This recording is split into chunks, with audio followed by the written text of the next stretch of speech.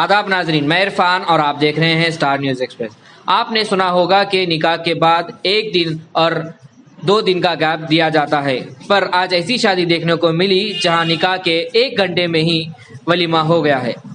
आज मस्जिद सुफियान बंडलागुड़ा अहले हदीस में 19 तारीख को बाद नमाज मगरिब हकीम खलील अहमद साहब की डॉटर का निकाह रखा गया था, जो सुन्नत नबी सल्लल्लाहु अलैहि वसल्लम के मुताबिक किया गया, और बाद नमाज इशा वलीमा तकरीब रखी गई मेराज गार्डन बल्लागुड़ा में। मीडिया से बात करते हुए शेख हुसैन मदनी साहब और शेख खुर्रम जमाई साहब ने आवाम से गुजारिश की है कि निकाह को आसान करें, अपने वक्त को गनीमत जानते हुए आसानी करें, नबी सल्लल्लाहु अलैहि वसल्लम की बातें बताई गई और रास्ते पर चलें और फजूल खर्ची ना करें। इस निकाह की खास बात यह है कि इस दुल्हन वालों ने जहेज जैसी लानत से अपने आप को बचाया और महर की रकम निकाह के वक्त ही लेकर सुन्नत पर अमल किया। रिपोर्टर अयाज के साथ मैं इरफान, स्टार न्यूज़ एक्सप्रेस। वालेकुम रहमतुल्लाहि वबरकातुहू। अल्हम्दुलिल्लाह आज मस्जिद सुफियान बंडलागुड़ा में बाद नमाज मगरिब निकाह की एक महफ़िल मुकर्रर हुई। इस महफ़िल की ख़ुसूसियत यह है कि निकाह के फ़ौरन बाद वलीमे का एहतमाम भी कर दिया गया है। उमूमी तौर पर लोगों में यह शक व शुबा पाया जाता है कि फ़ौरन वलीमा किस तरीक़े से किया जाएगा। इस दिन में बहुत से दलाइल उलमाए इकराम ने पेश किए हैं, और ये आज के इस ज़माने में जहाँ पर इसराफ़ और फजूल खर्ची है, वक्त का ज़िया है, ऐसे वक्त में यह तरीक़ा हमारे लिए बहुत ही मुनासिब होगा कि एक ही दावत के लोग 2-2 दिन तक दूर दराज से आते हैं और वक्त अपना ज़ाय करते हैं। उससे बेहतर यह है कि हम एक ही दिन में शादी और वलीमा कर लें, तो हमारा वक्त भी बचेगा, इसराफ़ भी बचेगा और मेहमानों को तकलीफ़ भी नहीं होगी। हम उम्मत मुस्लिमा से गुजारिश करते हैं कि हमारा दीन आसान है, दीन के इस काम को जो सुन्नत है उसको आसानी के साथ हम अदा कर दें। इस तरीक़े से दुल्हन वालों पर भी बोझ नहीं पड़ेगा और लोगों का वक्त भी बचेगा, लोगों का पैसा भी बचेगा। निकाह ही सबसे बड़ी अहम तरीन शर्त है। महफ़िल निकाह हो गया तो फ़ौरन कभी भी हम वलीमा कर सकते हैं, इसमें किसी किस्म की कोई शक व शुबे की गुंजाइश नहीं है। आज के ज़माने में जहाँ वक्त की सबसे ज़्यादा अहमियत है, वही कौमें ज़िंदा जाविद रहती हैं जो वक्त की कदर करती हैं। हम मुसलमान इसीलिए पीछे हैं कि हम वक्त की कदर व कीमत नहीं जानते।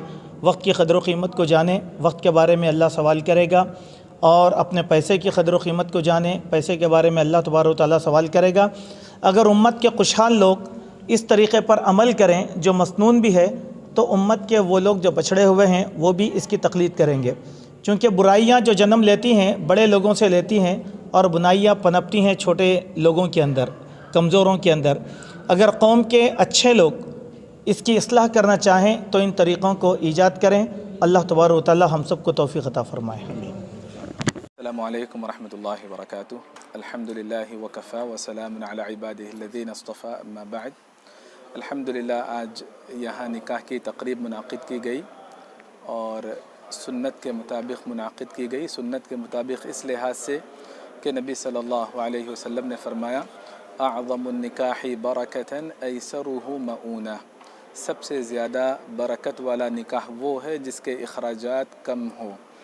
तो नबी सल्लल्लाहु अलैहि वसल्लम ने लड़की को, दुल्हन को उस कदर मुबारक बताया है जिस कदर उसका महर तय करने में तकरार ना हो। अख़फ़ुहा, महर जिस कदर कम होगा, खफ़ीफ़ होगा, कलील होगा। हदीस में मुख्तलिफ़ अल्फाज हैं, यानी वहाँ पर भी कम ख़र्च की जानिब तवज्जो दिलाई गई। तो जिस लड़की का निकाह जिस कदर आसानी से तय हो, महर जिस कदर कम हो, या उमूमी तौर पर निकाह में जिस कदर कम ख़र्च होगा, वो निकाह उसी कदर बरकत वाला निकाह होगा। अफ़ज़ल अमल ये है, अहादीस की रूह से ये बात मालूम होती है कि जब रुख़सती हो जाए उसके बाद वलीमा किया जाए। लेकिन इमाम बुखारी रहमतुल्लाहि अलैह ने ये बाब बांधा, यानी चैप्टर बांधा सही बुखारी में कि नबी सल्लल्लाहु अलैहि वसल्लम ने वलीमे के लिए वक्त मुकर्रर नहीं किया। امام ابن حجر رحمۃ اللہ علیہ نے فرمایا کہ نبی صلی اللہ علیہ وسلم نے، یعنی امام بخاری کا کہنا یہ ہے کہ نبی صلی اللہ علیہ وسلم نے گنجائش رکھی عقد کے فوراً بعد عقد کے ساتھ بھی ولیمہ کیا جا سکتا ہے۔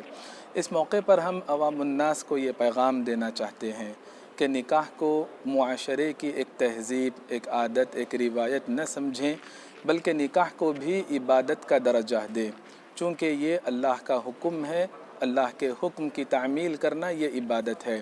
نکاح کو اللہ کی عبادت کا درجہ دیں، انبیاء علیہم السلام کی سنت سمجھیں، لہٰذا اس عبادت کو مسنون طریقے سے انجام دیں، اسراف کے کاموں سے بچیں، گناہوں کے کاموں سے بچیں اور سادگی اختیار کریں۔ اس میں دنیا اور آخرت کی بھلائی ہے، اور جن لڑکیوں کے رشتے طے ہونے میں مشکل ہو رہی ہے، جس کی وجہ سے وہ اپنے دین و ایمان کا سودا کر رہی ہے، مختلف مذاہب کو اختیار کر رہی ہے، یا پھر گناہوں کے راستے پر چل رہی ہے، معاشرہ غیر شعوری طور پر ذمہ دار ہے۔ ان تمام مشکلات کا ان افراد کو ذمہ دار قرار دیا جائے گا جو نکاح کی عبادت کو، انبیاء علیہم السلام کی سنت کو مختلف تہذیبوں کی وجہ سے، معاشرے کی رسم و رواج کی وجہ سے مشکل بنا رہے ہیں اور بہت زیادہ مہنگا کر رہے ہیں۔